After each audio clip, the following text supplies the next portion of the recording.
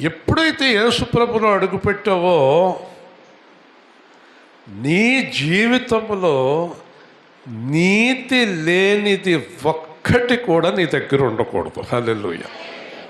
నీతి నీతి ఏంట నీతి?